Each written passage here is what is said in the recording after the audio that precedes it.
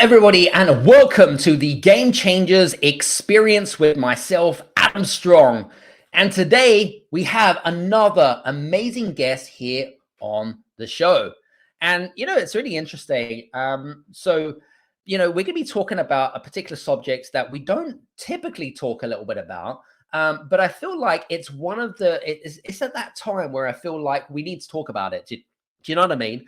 So we are joined here on the show by my good friend Mahima. And Mahima is Europe's #1 self-mastery mentor. She's a master trainer. She's been a speaker and a best-selling author. And she's spoken on the stages with the likes of Richard Branson and Les Brown, Lisa Nichols, not to mention just a few. She's a real powerhouse when it comes to what she's doing. And believe it or not, one of the things that you don't know about her is that she's done over 10,000 hours of meditation, which is an absolute dedication to that art. And she's helped thousands of people from around the world in terms of helping them to find clarity, but more importantly, to help them find purpose and happiness in their life. And you know what? We all desire that. We all are destined to want that. But we're going to be talking about some really interesting conversations about today, ladies and gents. So before we get started, okay, a few housekeeping rules just before we get started. First of all, if you are listening to us live, use the hashtag live, use the hashtag replay, of course. And if you have any questions for myself or Mahima, feel free to use the comments in the comment section below. So feel free to do that. But also, you are welcome, and I would highly endorse that you do this, is if you are listening to us on LinkedIn or on YouTube, make sure that you are following me and Mahima and subscribe to our channels, but make sure, more importantly, to hit the bell notification in the top right-hand corner. For you guys that are listening in on the podcast, of course, we make sure that we put all the description notes and any links that you will find useful to me and Mahima's conversations and anything that is going to be based around our conversation. So what are we going to be talking about today? Well, we're going to be talking a little bit around meditation. Now, interestingly enough, okay, there's a lot of false perceptual realities around what meditation is or isn't. So I want to talk a little bit about that, but I also want to talk a little bit about how entrepreneurs and leaders such as yourself, how you can use meditation as a way to move the needle. Okay, so and this is something that I learned from a mentor. Where you are right now is not where you are right now. In order to be over here, which is where you want to go, something needs to change, right? Something needs to change, whether it be through your mindset, whether it be a shift, whatever it might be, something needs to change, okay? So we're going to be talking a little bit about that. We're going to be talking a little bit about,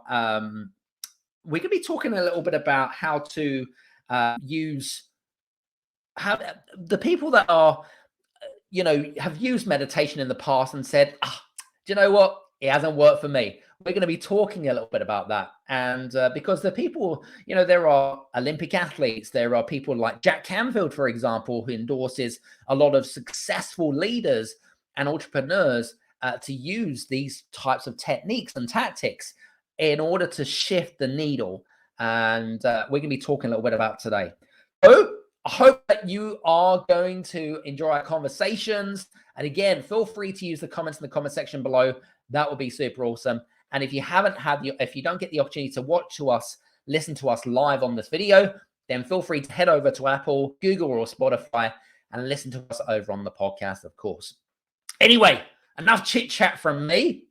Let's bring the main lady of the show, Mahima. Welcome to the show. Hello, everybody. Oh my God, what a joy and a pleasure to be here with you. Thank you for having me here. It's amazing. I can't wait to dive into this brilliant topic. Awesome. Love it. And, it's interesting because, we were speaking offline, and one thing that I noticed about our energy is that it's kind of very similar. our vibrational energy, because I'm kind of into energy. I mean, what do you think that, do you think I'm right, or what do you think? Absolutely. I just like, we were definitely vibing. You were sharing your ideas. I felt like a symbiosis. Yeah, very good energy. Energy is everything, right? Like most people Absolutely. don't Mm. even think about that because unfortunately become talking heads, right? And they have no idea what they're putting out vibrationally, and it's rather sad actually. So yeah, that was one of the first things I noticed. Great energy, which for me always leads to more heart consciousness when you are Mm. aware of your energy and what you're vibrating. So yeah, we're definitely met straight in the heart frequency. I could feel that. I was feeling the love. Appreciate that. Appreciate that. Yeah, I definitely felt the same as well. So, anyway, let's dive straight in, because I'm really I'm excited about it today. We've got audiences from over 59 countries listening in. So we've got a big global audience, which I'm really excited about.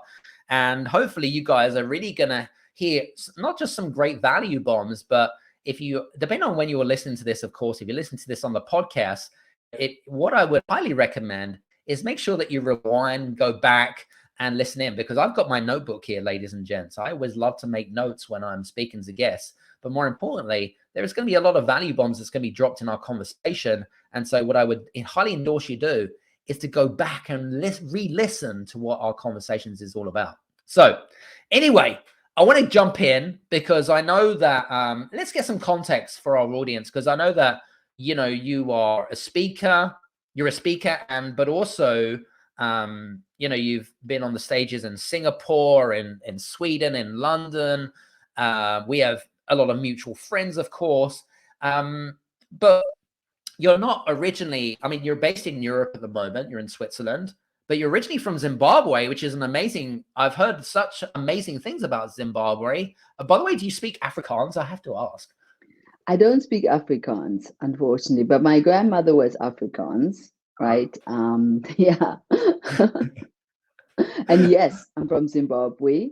And yeah, how did I get from Zimbabwe to Switzerland? Is that what you wanted to ask me? Absolutely, yeah. I mean, what's the story behind this? Because I know that you also came from quite poor background. I mean, Zimbabwe is not the most not seen as as a wealthy Western country, is it? It's an African It's state and kind of stuff.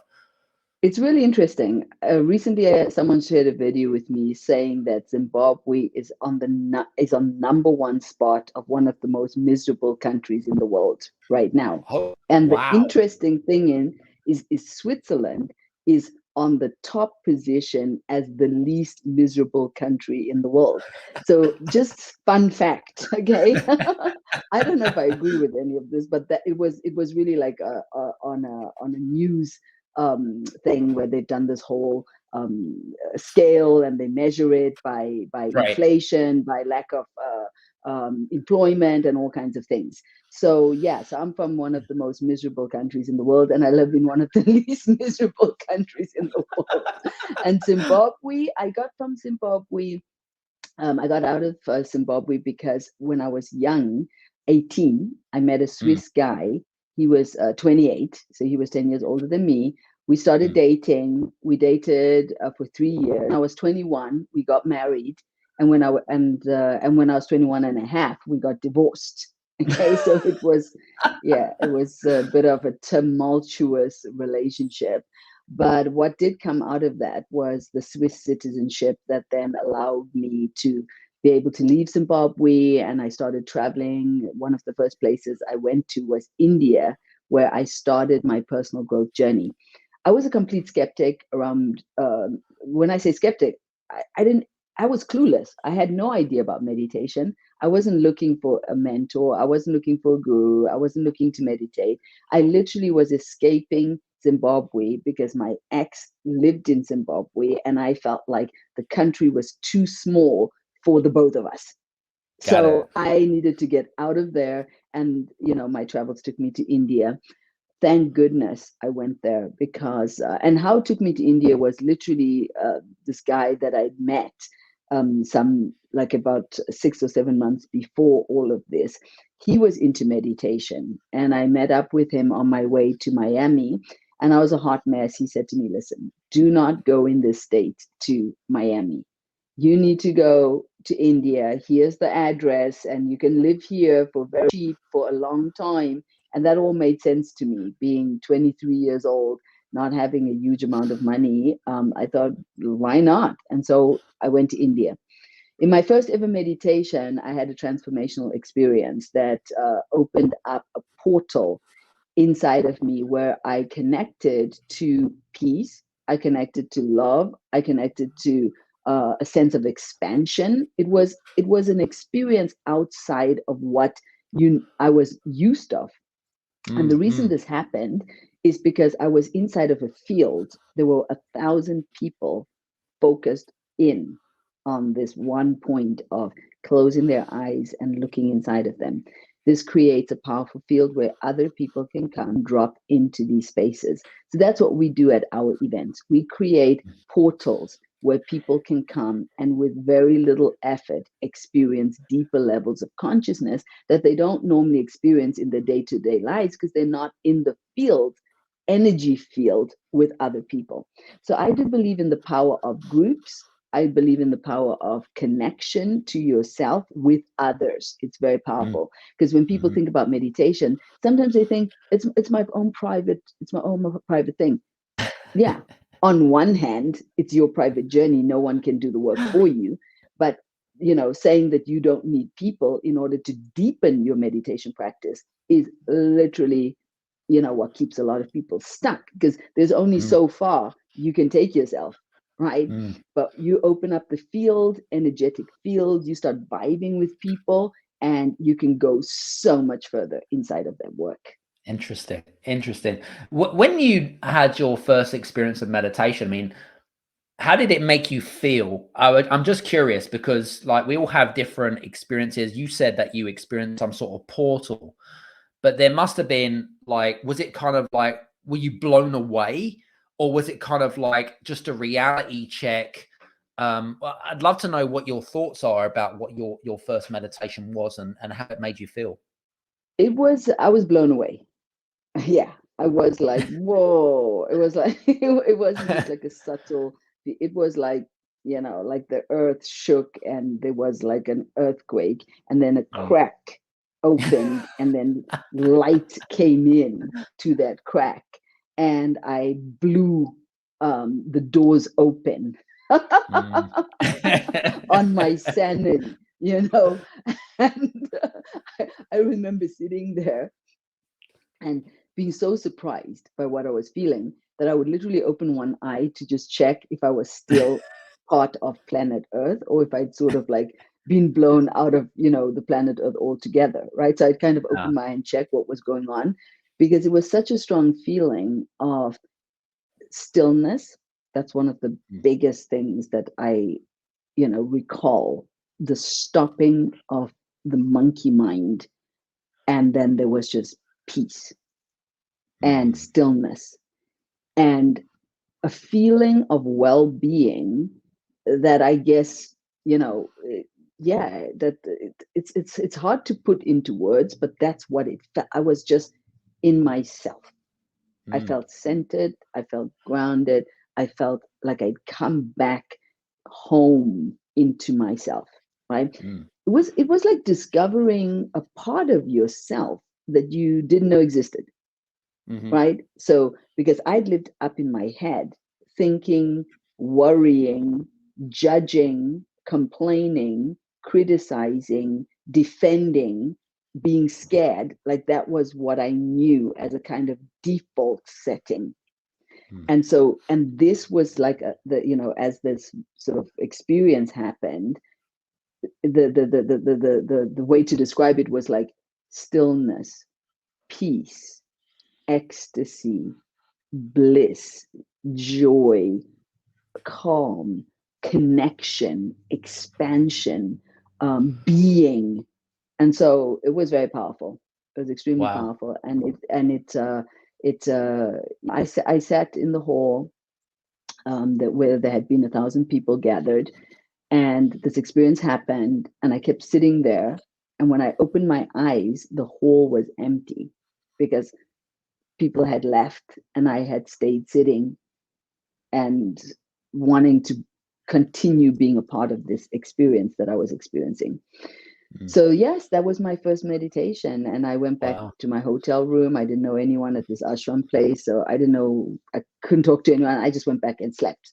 And the first thing I did when I woke up the next day, I sat without knowing how to meditate to check, do I still have this connection? And it was still there. This feeling was still there. And then I sat for 2 hours. I sat for 2 hours in my first alone meditation. So obviously I have some kind of a gift, or I do not know, some kind of relationship with this meditation thing. Like it's like somebody who finds out that they can play the piano without ever playing the piano, or someone who finds out that they're really good at adding up numbers in their head. I don't, like, that was kind of what happened to me with meditation. I found it found me, and it was just like from the beginning, or like this. So I stayed. I worked on myself for 5 years. And while others were studying geography or biology or whatever, I was meditating for hours and hours every day, either alone or inside of the community. And I knew that this was going to be part of my life. And I do believe that. I believe that we have gifts, we have talents, we have things that we are naturally gifted at, and then you have to work on it, right? You have to practice. And as we practice, we get better. Yeah. It's interesting. What I was going to say to you, do you think that when you had your 5-year stint in India, because that's what you said, right? 5 years, right? It's a long time. Yes. So, I mean, was there at any point in time, was there ever a point in time, because you said before you kind of went to India and, you were, in your head, you were complaining and whinging and moaning and that kind of stuff and feeling very judgmental about others, and then what you thought of others and what others thought about you, that kind of stuff. Did that ever come creeping back into your mind, whether it be self-doubt, then that affected, then that kind of affected the way that you were, I suppose, try to move your life forward? But did you ever have those obstacles or those kind of like, oh, yeah, I need to kind of like, do you see where I'm going with this conversation? Absolutely. I know exactly what you're saying. So here's the thing. We are human, and part of being human means shadow and light. There is no other way for it to be, because on planet Earth, it is in the fabric of the nature of reality, which is one of my teachings, nature of reality. Now, if there's, I believe we're living in a solar system full of different planets. Maybe there's a planet where it's just light.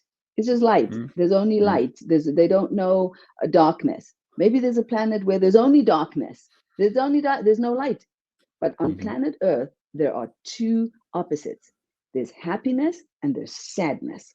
And both are a fabric of what makes sense here. There's life and there's death. I mean, these are two opposite things, but they exist. So inside of us, we need to learn to make peace with these, what I call the nature of reality, which is the opposites. You will not just be happy, happy, happy, happy, happy. It's impossible. There will be things that will come into your life that will make you sad, that could even cause misery inside of you. And meditation is the art of gaining distance from what I call the ego mind, which is the personality, the story, right? Without a body, there's no pain. Without a body, there's no hot and cold. Okay, so this exists in the duality of form. And there's a part of us that is spirit, which is formless. You came into this world with nothing, you're going to leave with nothing. Yeah. And there is a consciousness that is aware of you, even when you're sleeping. That's why you can wake up and say, oh my God, I had a terrible night's sleep. There was something that stayed conscious, right?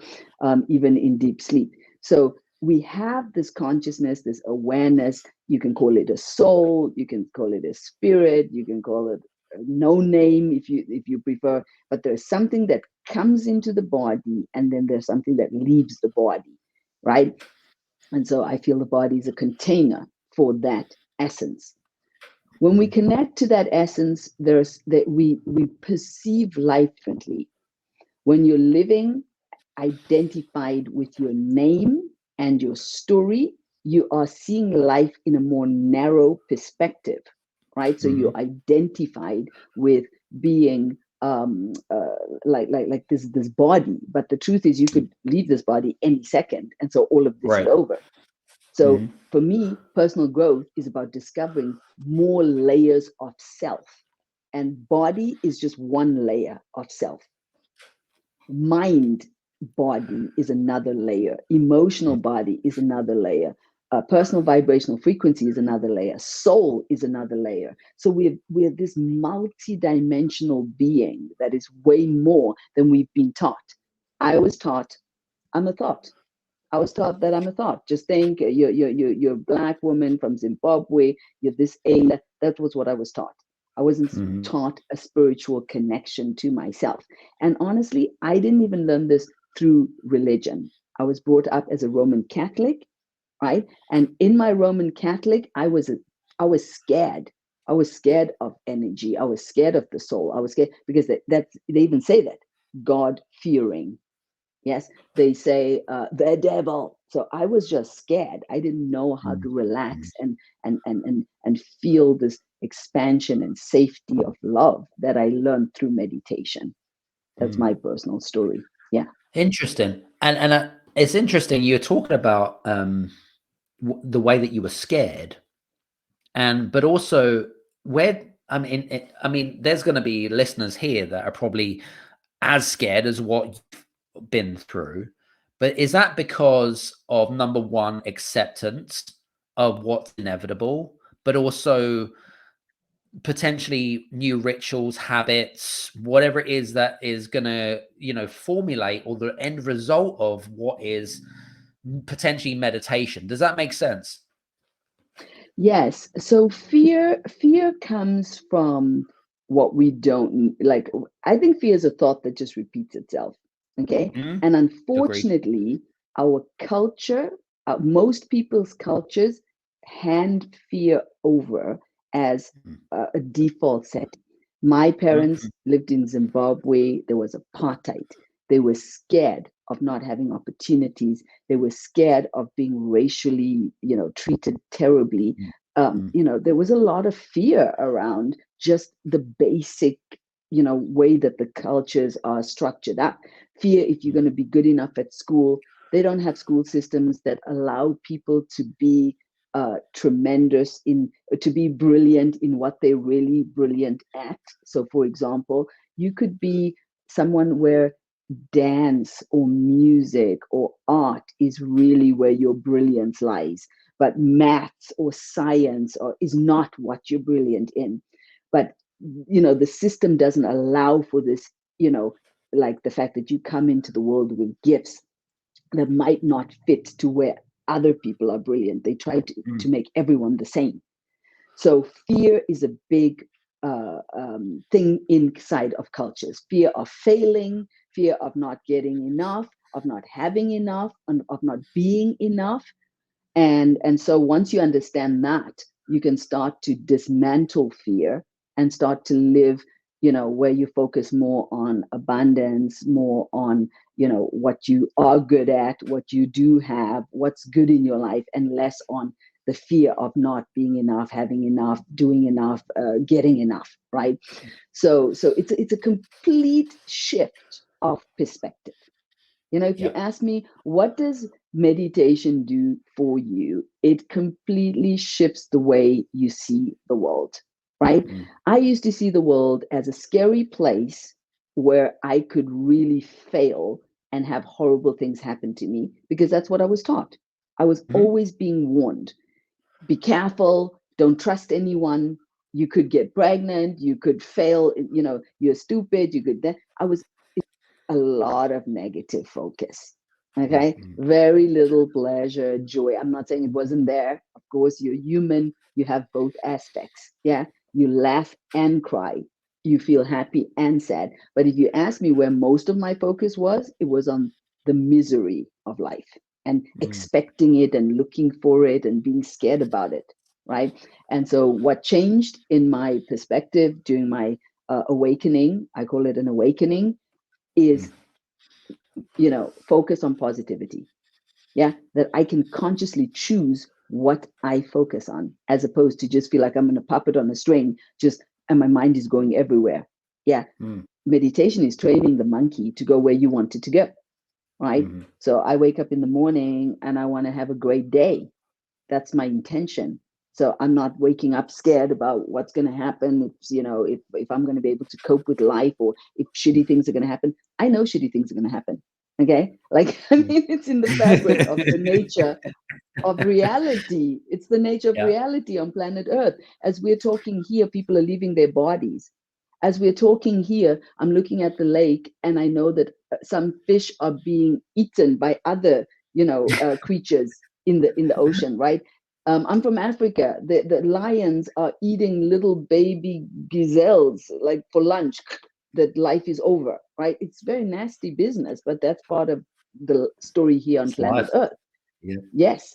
So once you start to accept life, you're not fighting against it, you're not surprised, but you're also not focused on the negativity. You can start to say, I'm going to put my focus somewhere else where it makes more sense, because I don't know how much time I have in this body.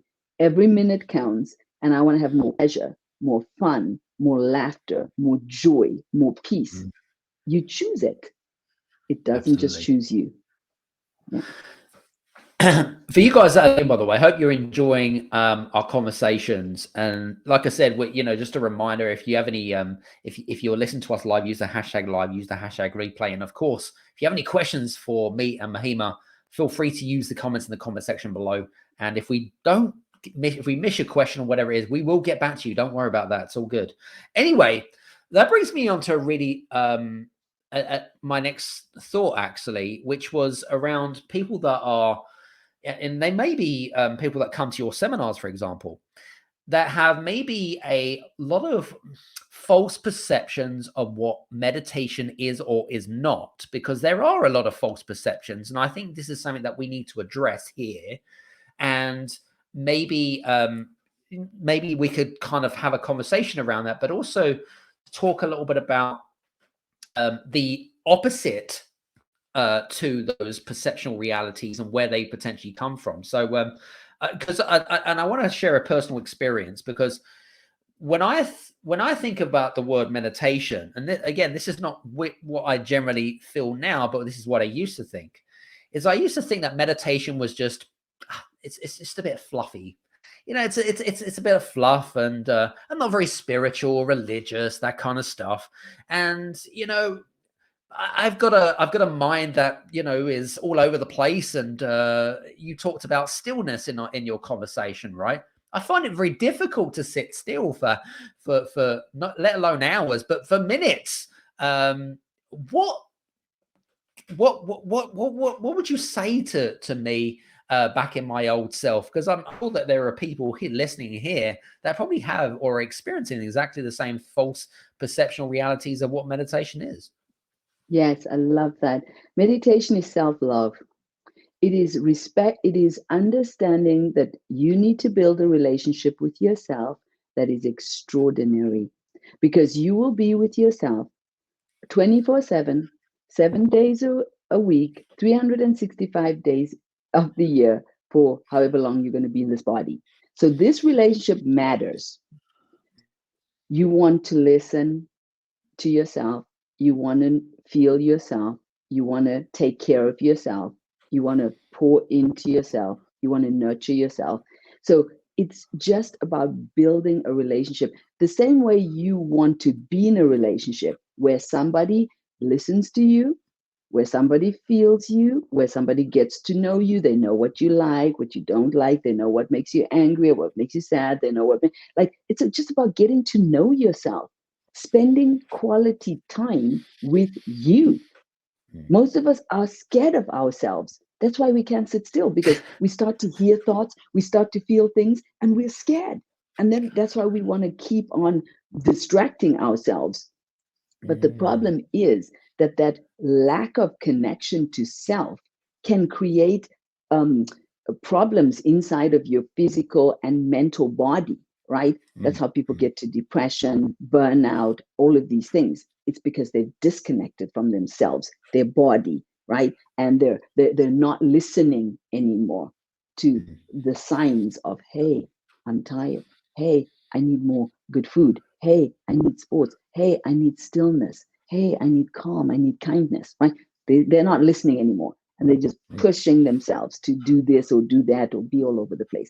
So I feel that that's what meditation is. It's the willingness to create a beautiful relationship with yourself where you feel comfortable in your own skin. What the people are most surprised about when they join us is how easy it is inside of this field that we create for them to sit still, for them to realize more about themselves. So I didn't get to this by myself. I didn't just like magically find inner peace. I hung out with teachers, tribe, mentor, and with them, it was easier, right? So that's the good news. Find people and sit with people in meditation. And I tell you, if you are aware, you will see that this creates an easier way towards being able to sit for 10, 15 minutes. Nobody needs to meditate for 2 hours. I did it because this is my calling. Yeah, I felt the calling. And when my first teacher met me, who was live in his body, the first thing he said to me is, "You're going to teach other people inner peace." And he didn't even know me. He just met me after, like, so he recognized something in me, because I do believe that we have that power to receive information when we are more empty, right? When you're more quiet and still, you receive information. And he received and he planted that seed inside of me. So that's why for me it was so important that I just felt like, yes, meditation and me have this, but now I understood this is going to be my life. I don't believe people need to sit for 2-3 hours a day. I think if you can do 10, 15, 20 minutes, you are on to something. Okay. Honestly, even if you can do 5 minutes of just self-reflection and just be there for yourself, calm yourself, remind yourself about the truth. I came into this world with nothing. I'm going to leave with nothing. I could leave any second, any second. And in the time I have here, I have two choices. I can lean into some kind of pain, anger, confusion, hate, or I can lean into some kind of positivity, generosity, love, peace, bliss. Like, you only ever making two choices. Yes. And once you understand that, there's so much more freedom. You don't need to go into stories of pain and suffering like I was forced to do before I knew that there was a way out of this misery that I was living in, right? Being divorced from my husband at a young age, not knowing what my genius was and what I could do. So I was very disconnected. So as soon as I found that, oh, there is a place where it doesn't matter who I am in the world, it matters more what I experience while I'm in the world.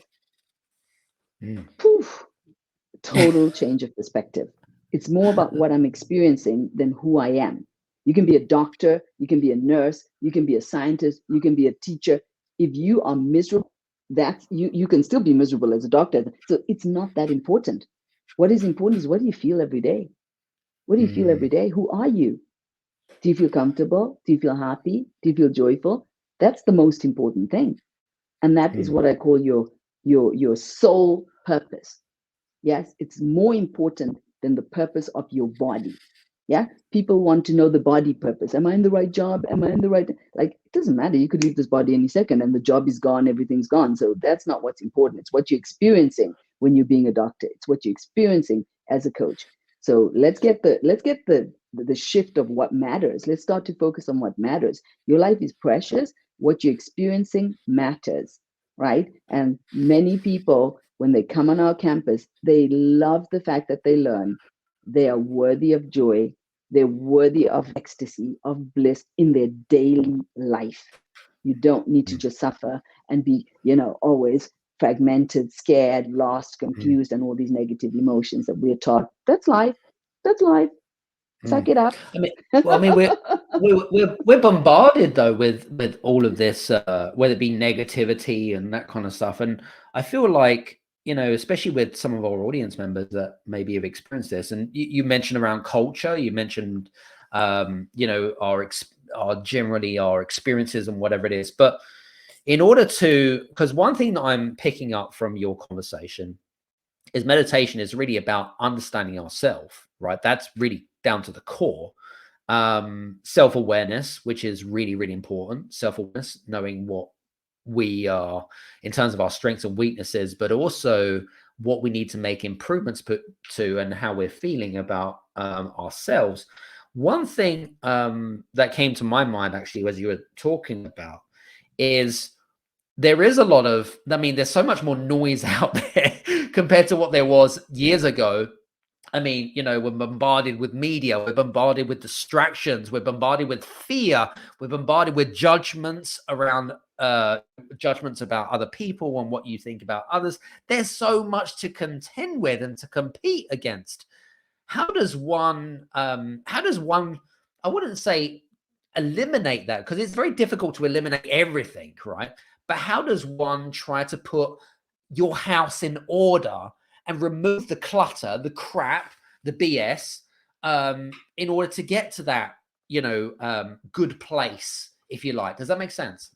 I love it. You become intentional with everything you expose yourself to. You understand that whatever you say yes to is going to affect you in some way, form, or shape. I said no to media, television, and stories many years ago. Yeah, Yep. because I saw that whatever I put into my system has an effect. So if I'm sitting around listening to all the news about, Trump, about, this and that, about, COVID, and I'm just like blasting myself, that is going to have an effect on me, right? True. So I get to choose what I put into my system. The same way you choose what you put into your body. It's unfortunate most of the time in a lot of places, there's a lot of crap, and that's the main choice you have, right? It's hard to find the good food where that's not so much sugar, not so much that, right? So there's a lot of crap, and then you have to find the good stuff. Okay, so you need to become very selective. Who do you talk to? Who do you hang out with? Right? And it's not snobby, it's just knowing who you are and knowing how it affects you. Yeah. I know that when I eat sugar and I eat crap, it affects me negatively. Right? So then I need to say, I'm just not going to make that choice. I'm going to eat healthy most of the time. And we're not looking for 100%. I don't look for 100%. I look for 80%. Can I make 80% good choices for myself? Right? So that is how you do it. You become, I wanted to use the word brutal, but it's a strong word. We don't need it. You become highly selective. Yeah. And you say yes to the things that light up your spirit, that give lightness and give joy. I actually, used to call it following my bliss. That's how I would state it. I'd say, I live by following my bliss. I do things that I love and that make me happy. For example, when I'm looking to invest in myself, I don't look at what am I not good at? Let me spend more money trying to train my weaknesses. No, I want to train my strengths. So I'm a speaker, trainer. Let me invest in becoming a better speaker and a better trainer. Yeah. Some people say, no, I'm not good at this, or I want to invest in that. No, invest in your strengths, because then you're having fun. You're becoming better and better at what you're good at. So it's all about selection. Becoming just very smart. I select good things that make me happy, make me feel good. And I try to eliminate all the things that don't serve me. You know, one thing that came off, because I know we're coming towards the end of our conversation, one thing that kind of gave me an idea, and maybe this is a good idea for you guys that are listening in, is to create an inventory list. So thinking about all of the things that you're listening to and your habits and your routines, and creating an inventory list and saying, how could I upgrade my life in those areas? What do you think about that? I love that. That's exactly what I teach my students on my campus to do. And that's what meditation is. It's emptying. I want you to think of meditation as removing letting Mm, go, letting mm, go. Yeah, it's not taking on more info, it's having time to clear. That's not needed. That's not needed. Let me let go of mm, that. Let me let go of this mm, person. Let me, yeah. So that you have time to think, time to be still, time to listen. Yeah. mm, Think, because we don't even take time to think. We're reactive. We're always mm, reacting, right? mm, Whereas when you take a moment to be still, then you get these amazing, awesome thoughts. Like, mm, you get more creative in how you want to approach life and approach things. So yes, absolutely, I love that. Say there's different sections in life. There's wealth, health, work, adventures, um, personal growth. So you mm, take the main sections of life. I know mm, that I have like about 9 of these main areas that I say have take a moment to reflect on, how do you want to grow in these areas. Now, you can't mm. work on all of the areas at once. You need to identify the area where you get the most negativity, where you're living in the most negativity, and you need to tackle that one first. Yeah. I So agree. so for most people, it's their personal growth. It's their Mm, relationship to themselves. mm, Okay. mm. The relationship with yourself needs to pop. You need to be like, oh, I love to be with myself. I love myself. Yeah, yeah. I love spending time with me. I know what my strengths are. I know what my weaknesses is. I'm able to call myself on my shit. I don't need, to be defensive. If somebody says, hey, I don't feel like you really showed up powerfully there, I can be honest enough to go, yeah, I think you're right. I think I could do a lot better, right? Because Mm, you've studied yourself. So mm. that's really what it is. Create an amazing relationship with yourself so that you don't need to, be defensive, like, no, I know who I am. I Mm. don't need your approval. I don't need your No, validation. I've approved myself. I validated myself. Yes, a lot of us are living with begging bowls in our relationship. Love me, listen to me, give me. Now take that, what you just said, and do it for yourself. exactly. Love yourself, listen to yourself, pour into yourself. And that creates this feeling of wholeness. I'm solid in myself. And then you start being more compassionate to others, because Mm. you see that they're just like you, trying the best with the information that they have. Absolutely. Love it. Well, listen, I mean, I'm thoroughly enjoying our conversations. I think we could speak for hours on this. I'm totally engrossed, by the way. So I just want to say thank you so much. I really greatly appreciate our conversations. For you guys that are listening, and I hope that you've been enjoying our conversations. We've really covered a lot of bases in the small amount of time that we've had together. Um, if you have any questions, by the way, feel free to reach out to Mahima and her team. But also, more importantly, make sure that we put all the links in the podcast as well. With her on social media. If she doesn't respond, don't be offended.